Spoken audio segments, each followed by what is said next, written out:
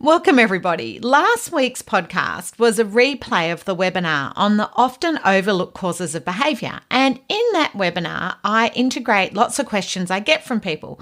But one of the questions I answered at the end about consequences created a lot of questions about what do you mean consequences really work? And what do you mean we can't use consequences? So I thought, wow, I haven't talked about this for a while. So I thought, right, I'm going to record a new podcast on why consequences rarely work for children with neurodiversity. And then when I looked back, I actually had a really good podcast episode. In fact, I re-listened to it and it's really good, but it was back at episode 99, nearly 2 years ago.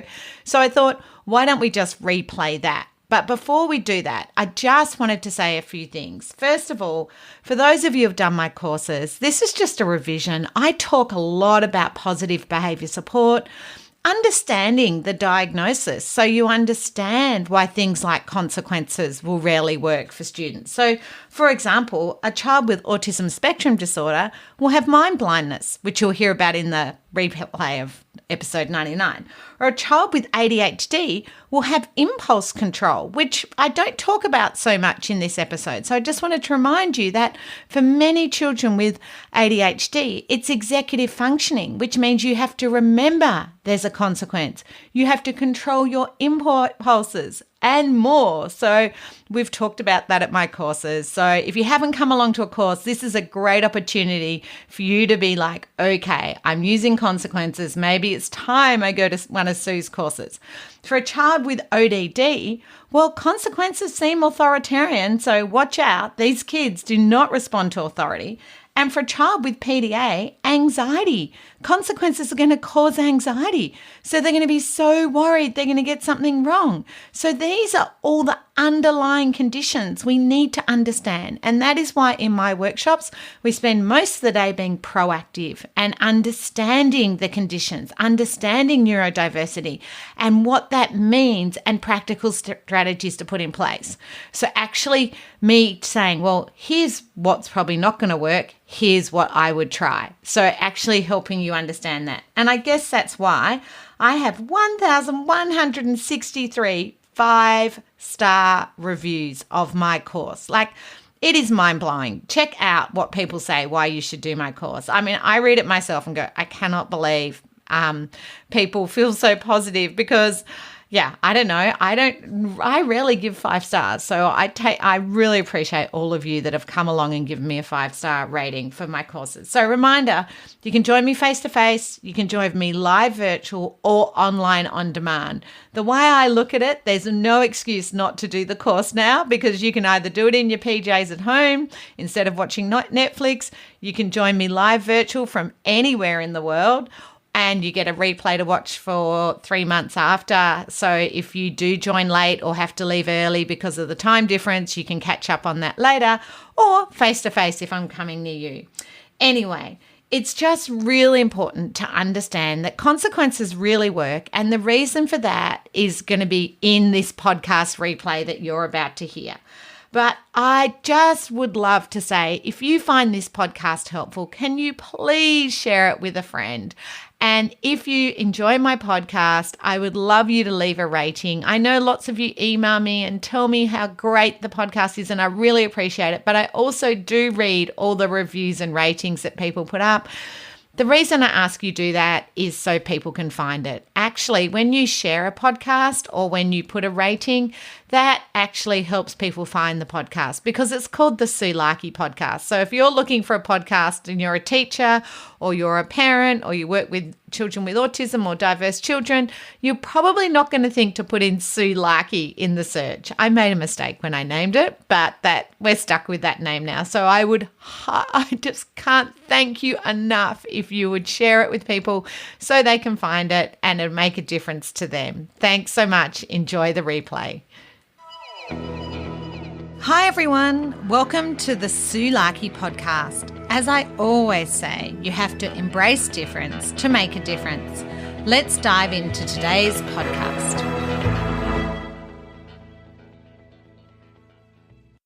Well, welcome everybody. I must say, I'm super excited about this episode. I've probably spent the last 6 months thinking about it, thinking why this is so important. So this podcast is about why traditional or common behaviour strategies rarely work for kids with autism spectrum at home and school. I've had parents do positive behaviour courses that are designed for neurotypical kids, not neurodiverse kids.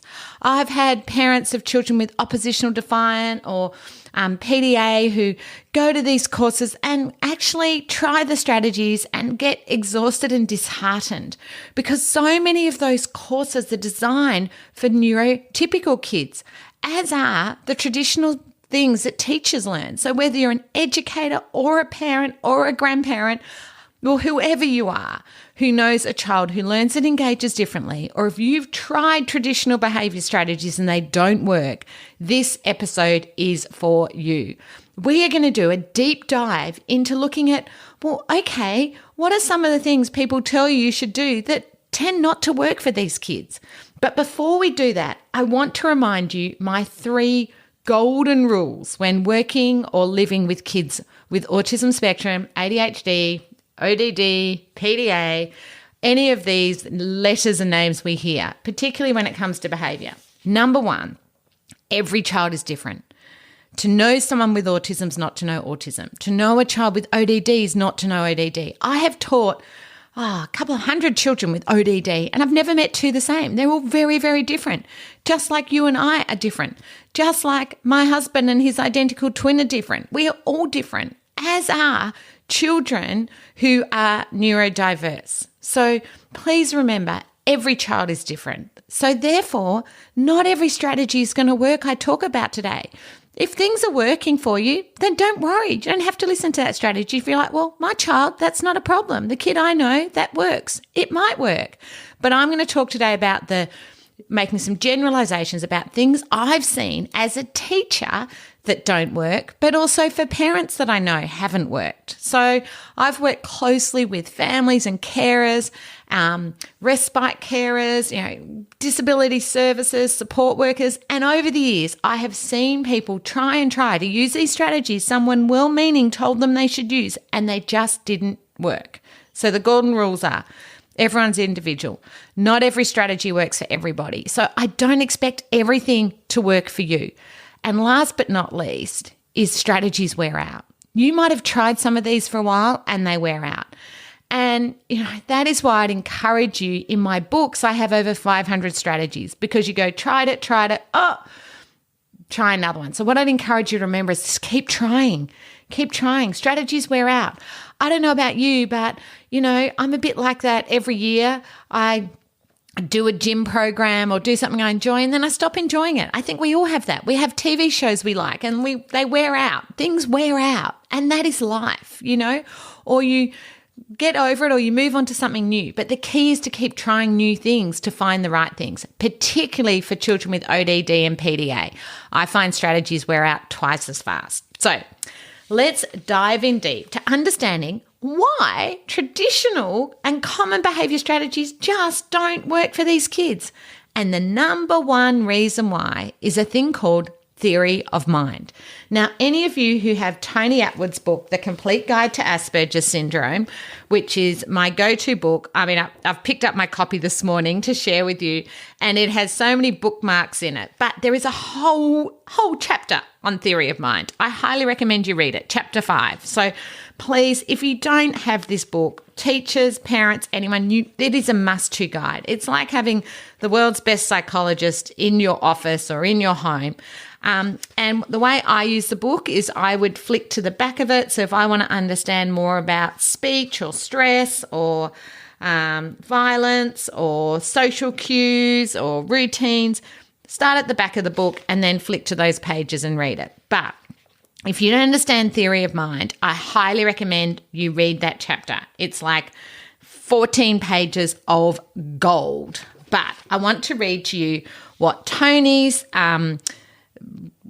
definition of theory of mind is. Theory of mind is the ability to recognize and understand thoughts, beliefs, desires, and intentions of other people. in order to make sense of your behavior and predict what's going to happen next. It also has been described as mind reading or mind blindness. Now, sorry, as I read that, I am not, those of you who've listened to me try and read out loud before, it's not my strength. I'm a bit of a, I don't know what you call that, but when I go to read out loud, I'm sort of back in a year 7 classroom. I wonder if any of you are like that, where you sort of go, I hated reading out loud at school. So when I go to read out loud, I get a bit, So basically, most behaviour strategies rely on the child knowing what you inferred, what you meant. So many behaviour programs for traditional or neurotypical kids rely on you knowing what the person meant. And theory of mind, children on the spectrum have no idea what your inferred meaning is. They have no idea what your thoughts or beliefs are. They have no idea what the desires or intentions are of other people. In fact, they are literal, they're black and white. And so many of the strategies confuse these kids. So, for example, I have seen pet teachers say to children, oh, look how nicely Erica's sitting. And the child with ASD just looks at Erica. They don't know you meant sit like the child. Or I've heard teachers say, I'm going to count to 3. And the child just, well, you're going to count to 3. Go ahead, count to 3. 1, 2, 3. You didn't tell them they needed to do anything after you counted to 3. Or I've had children where the teacher says 1, 2, 3 and the child keeps counting 4, 5, 6, 7, 8, 9. Or I've had children with echolalia where the teacher says 1, 2, 3 or the parent and the child just goes 1, 2, 3. They have no idea you meant you're going to count to 3 and they needed to move or change their behaviour. So many of our strategies actually don't tell the child what you want. And if you have mind blindness or can't read what people mean and a black and white literal thinker, how can traditional behaviour methods work for you? How can ignoring work? How can teachers saying to a child, don't do this, don't do that, and you're not telling them what to do? So I remember many years ago at a session, I was telling some parents, I was at a parent session, I was telling them, children always replace one behaviour with another unless you tell them what to do. So I said, if a child's hitting, you say no hitting, then they'll start kicking. And then you say no kicking, they'll start biting because you haven't told them what to do. So over these parents in the front row just started laughing. And I went up to them in the break, I'm like, what were you laughing at? And they said, you just described our son. We stopped him hitting and then he started biting and then he started kicking, different order. But it's exactly what happened because no one had told him how to ask his sister for the toy. So he'd hit her, then he got told no hitting, so then he's tried kicking or biting. And so often we're telling the child, don't do this, don't do that. But we're not telling them what we want. And they can't read our minds. They have mind blindness. Like I say, read that chapter of Tony Attwood. They have done so many studies on this. Now, don't get me wrong. I have worked with teenagers and adults who have had help with theory of mind, who have done a lot of work around it and get better at guessing what we're thinking. But the rest of us innately know what people are thinking. And this is why so many of our kids struggle with social skills, because there's so much inferredness in social skills. There's so much, where children say, oh, I had a ball on the weekend, and they meant they had fun, or we're going to go and do something, and the child doesn't know, am I part of that or not? And there's so much anxiety comes from that. So many of my children are exhausted trying to work out what you mean when you go 1, 2, 3. So many of my children have no idea about the consequences that you suddenly put in place. And often when you put in place consequence, the behaviours escalate because they had no idea that you were going to do that unless you told them. Saying to a child, you'll be in trouble, doesn't tell them what trouble they're going to be in. You haven't been clear what the consequence is. And I have seen this over the years. Or Anna Tullemans tells this great story with Daniel, where I think Anna, who I've written a number of books with, and if you haven't got the Ultimate Guide to School and Home, please put that on your must-get book list this year. But Anna tells this fabulous story where she failed 2 positive parenting courses before Daniel was diagnosed, in that the strategies didn't work. And this is what I've seen over many years.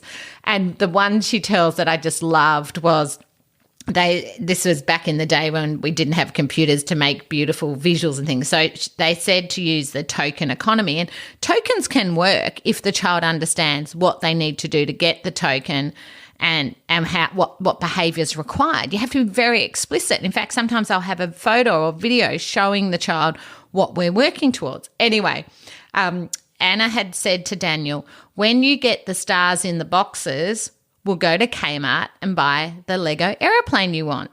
So the next morning she got up and Daniel had put the stars in the boxes. He didn't understand he needed to earn those stars. She said, when we get the stars in the boxes, we'll go to Kmart. Well, the stars are now in the boxes. Let's go to Kmart. Can you see he didn't understand theory of mind? He had no idea what he needed to do, and he was literal. And I hope you're laughing, imagining a child putting the 5 stars in the boxes and like, let's go to Kmart, because that's exactly how it was. He had no idea what was required. And this happens to so many of my kids, where they get quite distressed because they thought they understood what you were saying. And this is why often timeout doesn't work too, because that requires a child to regulate their emotions. You know, many of you have heard me say, never in the history of calming down has anyone ever calmed down. I don't know about you, but if anyone tells me to calm down, I get more worked up. But so often we'll sit a child out and expect them to reflect on their behaviour. How can a child reflect on their behaviour when really what you're asking them to do is theory of mind? Know what you thought they had done wrong. Now, don't get me wrong, if the child needs some space and some sensory downtime and some time away from too much stimulation, often that's a great behaviour management strategy. But don't expect the child to sit out and know what they've done. For many of my children, consequences escalates the behaviour. The favourite of mine is when people say things like no. And no can send a child into a huge meltdown, because they don't know what you wanted. They hear never again. When you say no iPad, they hear never iPad. When you say no chips, they hear never again for the rest of their life. No equals never. And I'll make sure I link to the Your Words Matter PDF that I made that has all the words that we say that confuse a child, like no running in the hallways. Don't we mean walk in the hallways? Or when we say the word don't get upset when you lose, instead of saying when you lose, say to the other person, well done. Can we play again? You know, well done. I'll beat you next time. I don't know. You need to tell them what to do. Just saying don't get upset when you lose. You can't be first all the time. You can't do this. You can't do that. Don't do that. And for my literal kids, like my ODD kids, when you say, can you sit down? They'll just say no, because it sounds like a choice. Could, would, and can confuse children. And a lot of behaviour programs for traditional children would tell you should give the child a choice. But don't give them a choice if it's not a choice. Could you sit down is a choice. Well, was that meant to be a choice or not? Anyway, I'll let my high horse run away because I want to tell you what to do instead.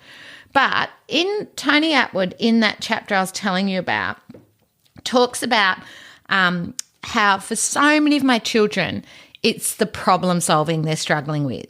And they often only have one solution. So therefore, the behaviour escalates. So they think they're doing the right thing. You say sit on the mat, but you didn't actually mean sitting on top of someone else, which is I've seen kids do that where they just sit in the wrong spot or at the back of the room. You need to be explicit. Sit here. Show them where they need to sit. So again, that's mind reading. Or I had one little boy who sat on the doormat of the classroom because there wasn't a mat. You know, he wasn't being naughty. He didn't understand. He thought he was doing the right thing. And so many of my children, when I go into classrooms, I see from the autism eyes, through the eyes of a child with autism, they are trying to do the right thing. They're not meaning to get in trouble. In fact, many of my children hate getting in trouble. They're very anxious children. and they are very concerned. But so many of my children, they get into conflict and they don't understand why. They really don't. So I'd love you to put yourself in the kids' shoes and try and understand what it's like from their mindset. Because for many of my children, we're looking at things from our point of view. And for many of my children, they can't mind read, problem solve, or have trouble with executive functioning, which is that remembering, or impulse control. They don't mean to grab that toy off their sister. It's just they're so excited by the toy. Or some of my children don't even notice another child's playing with it. They just see the thing they want. So I would love you to really focus on telling the child what to do, not what not to do. So you don't say to them, don't get upset when you lose, tell them what to do. We don't say, don't take Jessica's toy. We say, Jessica was playing with the toy. If you want to turn, you can ask for a turn. Now, what if the child says, no, they don't want to give you a turn? Well, you need to tell the child, when someone says no, they mean not now. They mean later. So you can ask, can I play with it when you've finished? Because they're definitely going to finish. Or you can go and play with someone else. Or you can ask, can you take turns playing with it? But when a child says no, they don't always mean no forever. So you might write a social script. You might model that. You might practice that. You might talk to the other child and model, look, taking turns works. But make sure you actually think about what skills does the child need, not, oh dear, they're having a meltdown or having a tantrum again. No, there's a reason for that. There's always a reason. And often it's because they really don't understand what happened. So I love tell them what to do, not what not to do. Social scripts are amazing. And videoing, I love videoing. So for young children, because they love iPads and phones, why not video them tapping their sister if they're nonverbal and asking for the toy? Or in the classroom, videoing them moving from the table to sit on the mat and showing them their spot on the mat. You can video that and then they can re-watch it. And most of the kids I work with have a videotape in their mind how things are meant to look. So that is a brilliant way. Then reward them using their currency. Those of you who have attended my courses know I talk extensively about how to reward kids with ASD. But if you haven't done my course, please think about doing it in 2021. We'll be having virtual and online, and I'm probably going to do some across 2 afternoons. I mean, this podcast is a great way to get information. But if you join me for a day, I promise you will go away with so many tools, and people love it. They come back every year, but I highly recommend that you put it on your list to do in 2021. But in my course, I talk about how children on the spectrum are adult learners, and we need to take that into account. Children on the spectrum, consequences rarely work. When's the last time consequences work for you as an adult?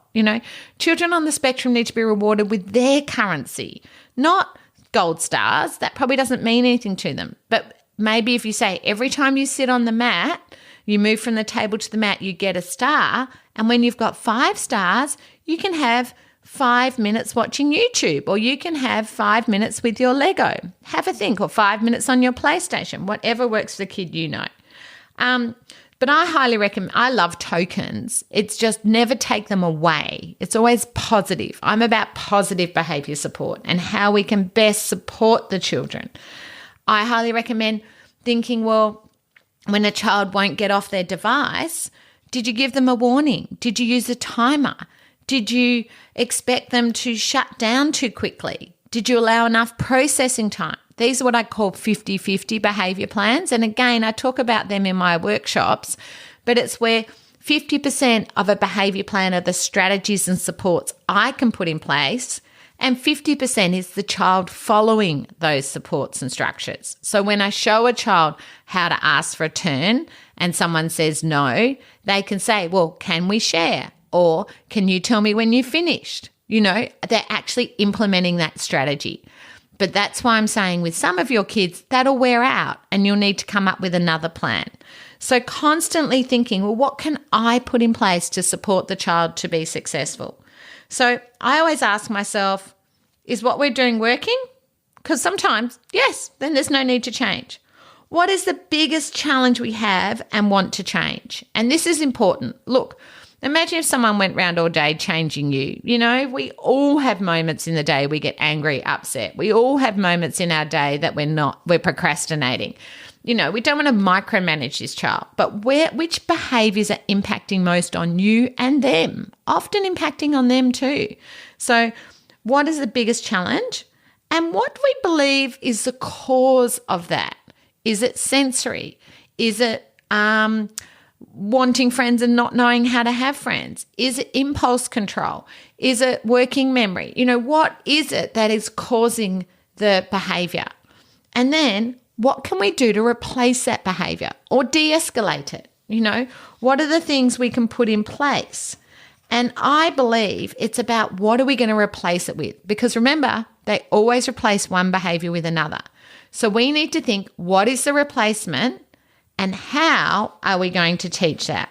I'm just going to write that down so I can put it in the notes for you to read. So what is the replacement behaviour? How are you going to get the child to do X, something new? And what is the child's motivation to do the new behaviour? How are you going to motivate them to do the new behaviour? Now, sometimes the actual turn is the motivation.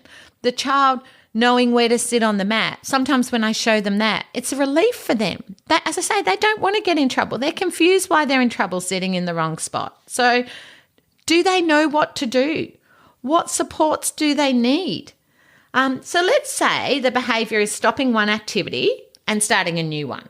So we call that transitional change. So let's pretend it's getting off the computer and coming to do work, or getting off the computer and coming to dinner. So let's pretend we're working on that. So let's talk through that above. So that we want the child to finish on the computer and move to a new task. So we want them to change. So did we have a visual schedule that showed them computer, dinner, computer, work?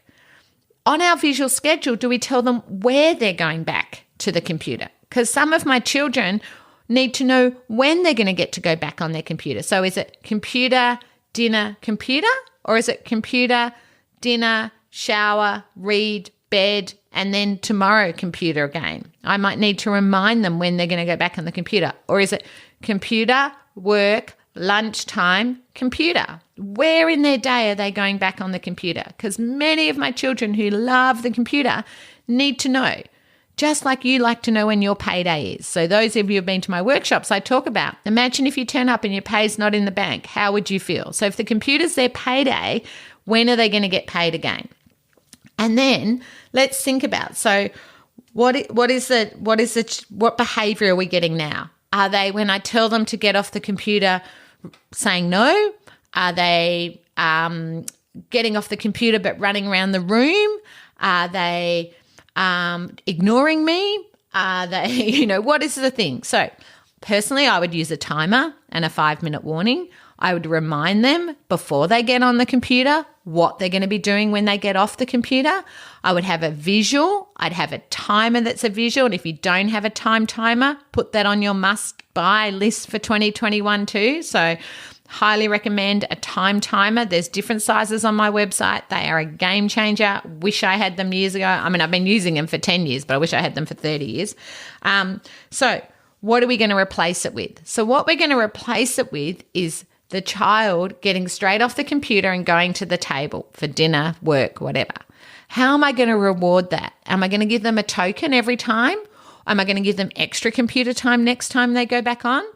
Or am I just, no, we're just going to move, we're just going to give that, all those structures are in place. I don't need to reward it. That I'm just getting them to follow the routine. And sometimes the routine's enough. My kids just love routine. So do they know what to do? Yes, when they get off the computer, they need to go to the table, eat dinner, or do their work. What supports do they need? That's the visual, the schedule, knowing when they're going back on the computer. So have a think about, what is a behaviour that you really want to change? What is the biggest challenge? I want you to maybe write it down. Take a moment. If you're driving, don't, but have a little think. What is something I really want to change this year? What is the biggest challenge we're getting? Is it going to bed, getting enough sleep? Is it getting to school on time for teachers? I mean, some of you haven't got your students yet, but you might be listening to this later in the year. What is the biggest challenge? Is it actually getting them to do the work? Is it them grabbing a toy off their brother or sister? Or in a school, is it getting them to share equipment? Have a think. What is the biggest challenge? What are the supports and what can you replace it with?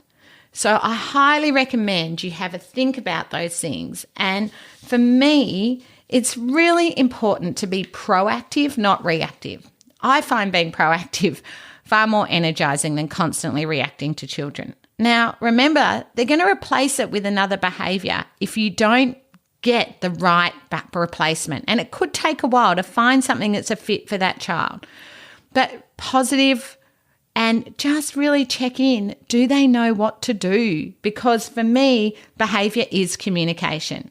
Now, I haven't worked with a child yet. I haven't wanted to climb in their brain and have a look around.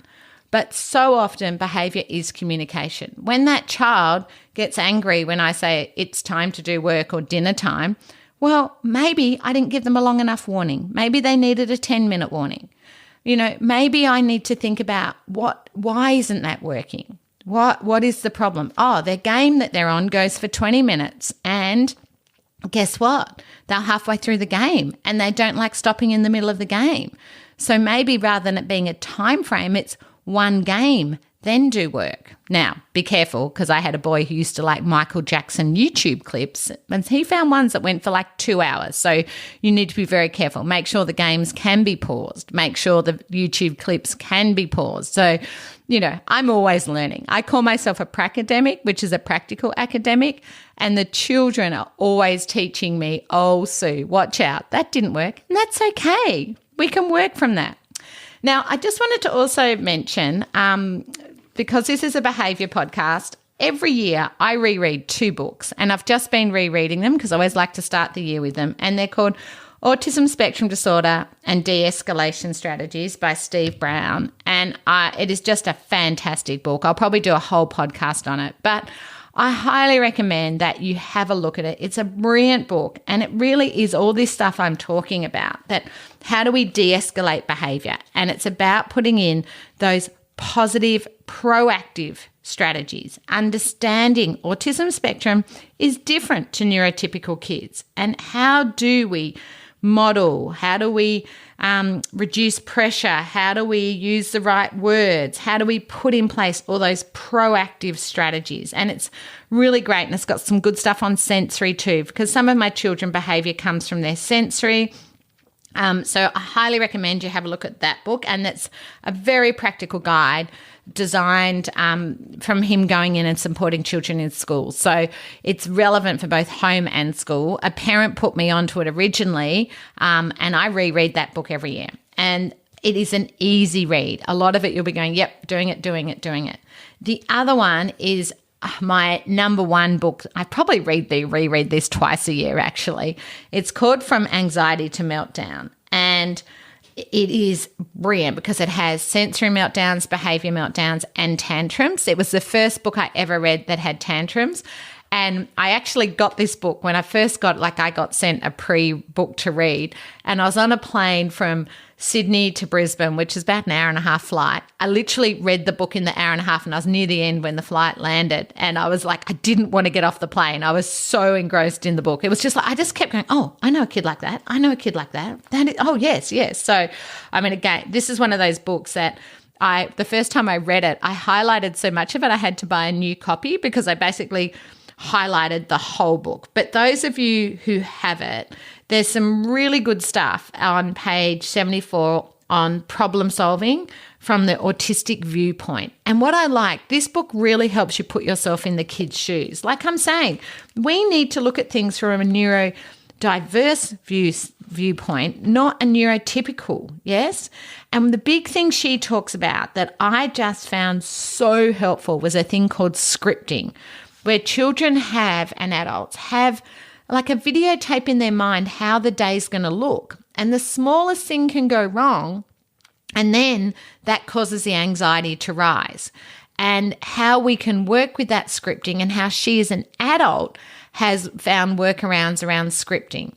And I really find that very important. And look, she talks about scripting throughout the whole book, and obviously as part of the anxiety. And so I highly recommend you read the book, because there are so many aha moments if you understand scripting and why scripting really underpins a lot of the anxiety. So I remember when I read the book, I had a little student called Jessica, and if I just gave her the wrong chair, she had a chair with a little bit of purple on it, that would just cause her anxiety to go through the roof.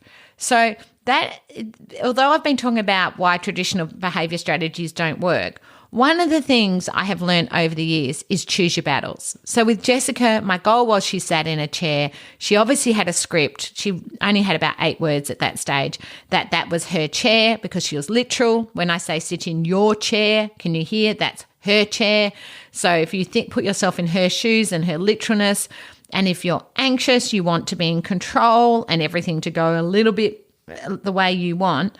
But then she talks about how we can help children and adults when things go off script. And I do think for many of my children, it is about respecting their need for order, but also helping them with those plan Bs you would have heard me talk about in my other podcasts. Now, I know today is a longer podcast, but it is so important that we do understand why traditional behaviour strategies don't work for many of the kids with ASD, ODD, ADHD. You know, it is probably something I could talk about for 5 hours, and I am hoping this year to put together like a whole behaviour course, because I feel it's timely and that we really do need to understand and support these children in a proactive and positive way. So I hope that you've sort of had a few aha moments yourself. I highly recommend, I'll put on the blog and the podcast the questions to ask yourself, the books that I've recommended for reading. I honestly think if you've got children with challenging behaviour, I would love you to just walk away now and look on your bookshelf and go, okay, have I got some books there I should read? Because there's a difference between having the book and reading the book and then doing the book. So I always say this between knowing and doing. So now's a great chance to think, oh, am I saying no? Am I telling the child what to do? Have I read that book on my bookshelf? Is it a good time to reread it? Like I say, I reread these books every year because I forget things, or I meet children who make me go, oh, yeah, I need to do that. So today, just take a moment, go and look on your bookshelf, grab a book off, and, you know, even if you read for 10 minutes a day, that's an hour over the next week. And most of the books I'm recommending, like Tony Attwood, don't read that from top back to front, but From Anxiety to Meltdown and Autism Spectrum and De-Escalation Strategies. If you've read them before, you'll reread them in a couple of hours. And you can flick through to the bits that have interest. But I highly recommend really get some of those books out and reread them. And if you don't have them, maybe think about having them this year, so you have something in your toolbox. So you've got something there to refer to and help you. I mean, I meet people who spend hours on YouTube or,